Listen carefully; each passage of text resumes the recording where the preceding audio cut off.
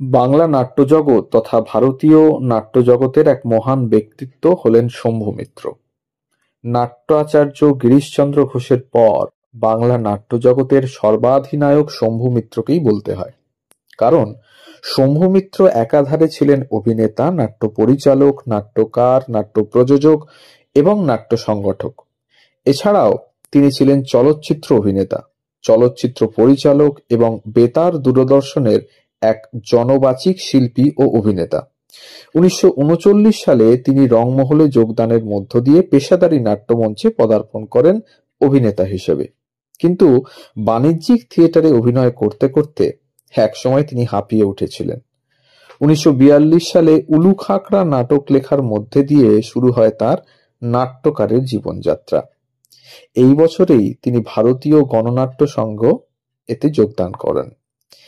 এই সংঘের মাধ্যমে বাংলা তথা ভারতব্যাপী যে গণনাট্য আন্দোলনের সূচনা হয়েছিল, শম্ভু মিত্র সেই আন্দোলনে সামিল হয়েছিলেন। কিন্তু এই আন্দোলনে রাজনৈতিক আদর্শ প্রচার ও একমাত্র উদ্দেশ্য হওয়ায় শম্ভু মিত্র একটা সময় গণনাট্য সংঘ ত্যাগ করে স্বাধীন ও মুক্ত চিন্তা সমৃদ্ধ নাটক মঞ্চস্থ করার লক্ষ্যে ১৯৪৮ সালে নিজের নাট্যদল বহুরূপী গড়ে তোলেন। বাংলা নাট্যজগতে এই বহুরূপীকে কেন্দ্র করে যে নতুন ধারার আন্দোলন গড়ে ওঠে তা হল নবনাট্য আন্দোলন, এবং যে ধারা এখনো পর্যন্ত চলমান। বর্তমানে কলকাতায় বা মফস্বল শহরের বিভিন্ন গ্রুপ থিয়েটারগুলি যে উদ্দেশ্যে গড়ে উঠেছে বা উঠছে তার পুরোধা পুরুষ শম্ভু মিত্রকে বললে অত্যুক্তি হয় না। ১৯৪৯ সালে তুলসী লাহিড়ীর পথিক প্রযোজনা করেই খাতা খুলেছিল বহুরূপী। যে নবনাট্যের সন্ধানে বহুরূপীর পথ চলা শুরু, তার একটি প্রাথমিক শর্তই ছিল নতুন নাট্যকারদের বরণ করা। তুলসী লাহিড়ী সে আমলের প্রতিষ্ঠিত নাট্যকার, তার লেখালেখিতে স্বদেশ ও সমকাল বিধৃত। তাই একে একে তার পথিক ১৯৪৯-এ, ছেঁড়া তার ১৯৫১ প্রযোজনা করেছে বহুরূপী। নিজে কলম ধরেছেন, লিখেছেন উলু-খাকড়া ১৯৪৯-এ, বিভাব লিখেছেন ১৯৫১-তে। নাটকের ফর্ম ও প্রেজেন্টেশন নিয়ে যে এক্সপেরিমেন্ট তিনি করতে চেয়েছিলেন, সেই সুযোগ কড়ায় গণ্ডায় উসুল করেছিলেন বিভাবে।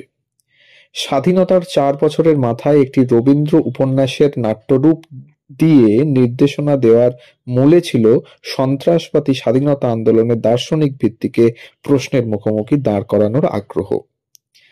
আম আদমিকে লুট করে স্বরাজ আনার রাজস্ব যজ্ঞকে একরকম নিন্দাই করেছিল তার ৪ অধ্যায়। আন্তন চেকভ বা জেভি প্রিস্টলির বাংলা রূপান্তর প্রযোজনা করেছে বহুরূপী। নিজে বঙ্গীকরণ করেছেন রিয়েলিস্টিক থিয়েটারের পুরোধা হেনরিক ইবসেনের এনিমি অফ দ্য পিপলের। তৈরি হয়েছে দশচক্র ১৯৫২ সালে। এর ৬ বছরের মাথায় আবার ইবসেনে ফিরেছিলেন। ডলস হাউস থেকে গড়ে নিয়েছিলেন পুতুল খেলা। এই নাটকে নারীর স্বাধীন হওয়া স্পৃহাকে অকণ্ঠ স্বীকৃতি দেওয়া হয়েছিল। আর এই নাটকের ১ বছর আগে বহুরূপীর নির্দেশক লিখেছিলেন, যে কোনো নাট্যরূপই আমরা অবলম্বন করি না কেন, উদ্দেশ্য হলো আজকের দিনের সমস্যাকে দর্শকের মনের সামনে তুলে ধরা, আজকের কষ্টকে আর আজকের চেষ্টাকে প্রতিফলিত করা। সৌম্যমিত্র তার যুগধর্মকে অস্থি মজ্জায় বুঝতেন। বহুরূপীর রক্তকরবী ১৯৫৪ সালে তো কিংবদন্তি।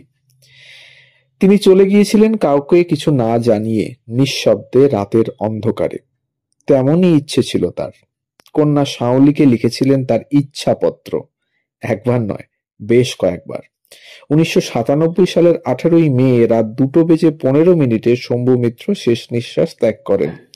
তারপর তাঁরই ইচ্ছা অনুযায়ী শাওলি গভীর রাতে সিটিটির শ্মশানে বৈদ্যুতিক চুল্লিতে তার নশ্বর দেহটি দাহ করে ফিরে এসে বাবার মৃত্যু সংবাদ জানিয়েছিলেন। শ্মশানের ভারপ্রাপ্ত কর্মচারীটি মধ্যরাতের শ্মশান যাত্রীদের দেখে ও মৃত মানুষটির নাম জেনে প্রশ্ন করেছিলেন, আচ্ছা, ইনি কি সেই শম্ভু মিত্র যিনি নাটক করেন? উত্তর পাননি, পাওয়ার কথাও নয়, কারণ তিনি ইচ্ছা প্রকাশ করেছিলেন আমি সামান্য মানুষ, জীবনে অনেক জিনিস এড়িয়ে চলেছি, তাই মরবার পরেও আমার দেহটা যেন তেমনি নীরবে একটু ভদ্রতার সঙ্গে সামান্য বেশ একটু নির্লিপ্তির সঙ্গে পুড়ে যেতে পারে। এই ছিল আজকের গল্প। আমাদের গল্পগুলো যদি আপনাদের ভালো লেগে থাকে তাহলে অবশ্যই আমাদের চ্যানেলটিকে সাবস্ক্রাইব করুন, কমেন্টের মাধ্যমে জানান কিরকম লাগছে, বেল আইকনটি প্রেস করুন পরবর্তী ভিডিও পাওয়ার জন্য। সবাই ভালো থাকুন, ধন্যবাদ।